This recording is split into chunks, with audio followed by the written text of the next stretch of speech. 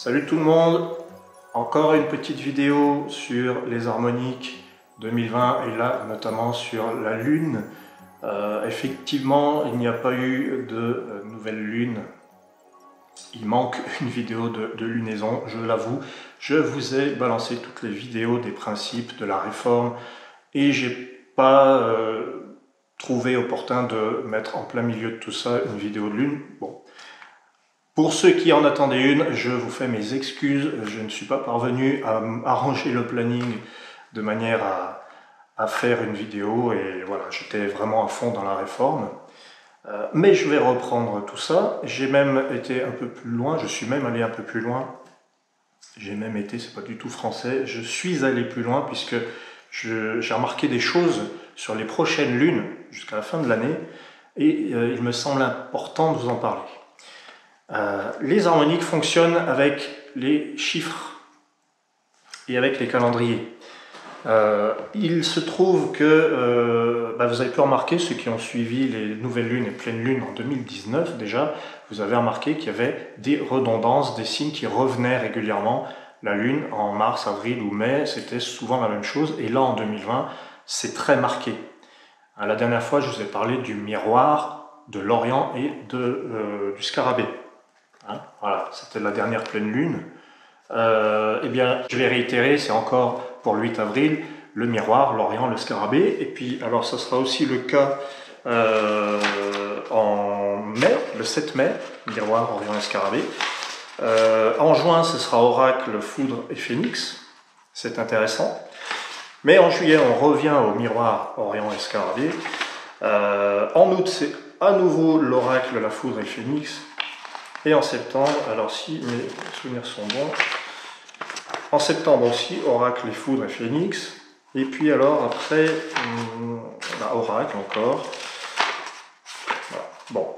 Alors j'ai remarqué aussi pour les pleines lunes. Pardon, ça c'est les pleines lunes. Pour les nouvelles lunes.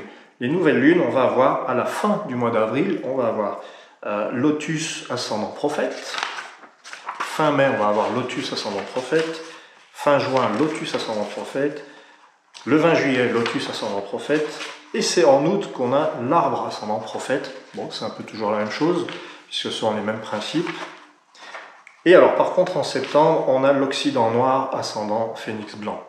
Pourquoi je vous parle de tout ça? Ces fréquences sont intéressantes. Elles nous disent que pendant un moment, la Lune va nous apporter plus ou moins toujours le même message, à savoir, eh bien, la nouvelle Lune, la pleine Lune, décidément, ça ne va pas faire aujourd'hui. Ce miroir et cet Orient, et puis ce scarabée, nous ramène toujours à la même idée, c'est retrouvez-vous, recentrez-vous, tournez-vous vers vous-même, essayez de trouver l'élan, c'est un petit peu l'Orient, et puis le scarabée qui nous parle un peu de cette crise. Le scarabée, c'est le révolté, c'est le révolutionnaire, c'est le signe qui symbolise un petit peu les crises, les révoltes, les révolutions, le désordre, c'est celui qui crée l'ordre à partir du désordre. Donc c'est un peu normal que ça revienne, c'est un peu redondant. Par contre, c'est pratique parce que avec ce calendrier, on peut se rendre compte qu'il se passe quelque chose d'assez nouveau à partir, surtout en septembre. Voilà, donc la nouvelle lune du 17 septembre, je vous en reparlerai, je vous ferai une vidéo par rapport au 17 septembre, mais on a l'Occident noir ascendant phénix blanc. Et quête de vie foudre. Je traduis, l'Occident c'est la fin d'un cycle.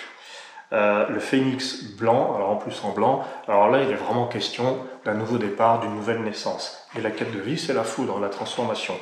Donc j'ai envie de vous dire que, alors c'est une année mouvementée qui nous attend, bien sûr, mais au 17 septembre, les harmoniques de ce jour-là me semblent très importantes. Et c'est une nouvelle lune. Voilà, donc pour en revenir au 8 avril, c'est de cela qu'il s'agit quand même. Donc on a le miroir devant, on a l'Orient d'ambre et on a la quête de vie scarabée. Jusque là, je vais pas reprendre les mêmes idées que le mois de mars, mais je suis allé plus loin, et je vous disais que je suis allé plus loin parce que j'ai regardé les 2 premières semaines, enfin les 2 semaines qui suivent cette pleine lune, pour aller jusqu'à la nouvelle lune du 23 avril, j'ai regardé ce qui se produisait, un peu comme un astrologue regarde dans une carte du ciel, et j'ai remarqué qu'il y avait des dates qui ressortaient. Par exemple, on a le 13, 14, 15 avril, on a des harmoniques de feu. 13 avril, on a l'Orient de feu, ascendant lune noire. L'Orient de feu, c'est l'accélération, c'est l'action. On est en action et on se dépêche, on va vite. Il y a quelque chose comme ça qui est fait pour la première fois avec l'Orient. Donc 13 avril, il y a une nouveauté qui s'installe, une très importante nouveauté, puisque la quête de vie du 13 avril, c'est la nouvelle ère de vent. Donc il va y avoir du nouveau. Et en plus, l'ascendant, c'est la lune noire, qui, mes amis astrologues ne diront pas le contraire, vont venir nous parler de ce mal qui ronge un petit peu partout la planète en ce moment. Le 14 avril, c'est une date qui ressort, puisqu'on a le lotus de feu. Le lotus de feu en harmonique, c'est très simple, c'est l'action purificatrice, c'est le nettoyage. Voilà, 14 avril, lotus de feu. Et l'ascendant est mémoire, et la quête de vie est palais. Nettoyage des mémoires. Je ne sais pas ce qu'on va nettoyer, mais il va y avoir une action purificatrice forte. Et enfin, le 15 avril, on a l'équinoxe de feu, qui nous parle de l'action, de l'accord, le pacte. Un accord peut être fait, peut être signé, un engagement peut être décidé, décrété. Et on a la quête de vie alphabet, et ça peut être écrit noir sur blanc. Un accord écrit noir sur blanc, très important, qui peut tomber le 15 avril. Voilà, moi je vous fais une lecture des harmoniques, dans ce qui va suivre cette pleine lune, les 15 jours qui vont suivre la pleine lune. Voilà, c'est ce qui est ressorti. Après, il y a aussi 22 avril, le 22 avril, il y a un élément que j'aime beaucoup, l'ascendant phénix de jade, puisqu'on est tous en attente d'une guérison, d'une solution. Et le phénix de jade est très parlant, puisque c'est celui qui permet la renaissance concrètement, dans le corps, 22 avril.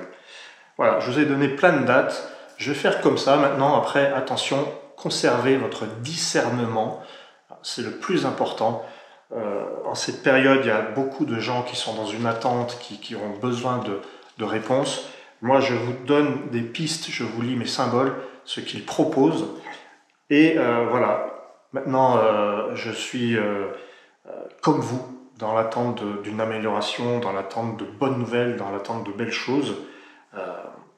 Et les harmoniques m'aident au moins à explorer un nouveau calendrier avec de nouveaux symboles. Et rien que pour ça, moi je trouve que ça fait du bien. Voilà. Donc, miroir de vent et orient d'ambre. Le miroir et l'orient qui nous concernent donc au mois d'avril, mais aussi au mois de mai. Et puis aussi, j'avais dit qu'en juin ça changeait, c'était l'oracle. Mais je ferai des vidéos de toute façon mensuellement. Voilà, le 5 juin, il y a l'oracle et la foudre. Bon, on verra ce que ça donne. Voilà, je vous remercie d'avoir suivi. Je vous invite à continuer vos explorations du site de la chaîne officielle. Il y a du changement, ça bouge, les harmoniques sont en effervescence parce que moi là vraiment je me demande comment c'est possible que le lotus, ce fameux lotus, balaye la planète de son énergie avec une telle précision, la pollution qui baisse sur toute la planète. Le lotus, le signe de la purification, de la pureté. Aller à l'essentiel. Je sais pas, voilà. Je vous embrasse tous et je vous dis à très bientôt pour d'autres vidéos. Restons confinés tant qu'il y en a besoin. Merci aux soignants, merci aux transporteurs, merci aux caissiers, aux caissières, à tous ces gens qui prennent des risques et puis qui se démènent pour que ça continue de tourner. Voilà. À bientôt.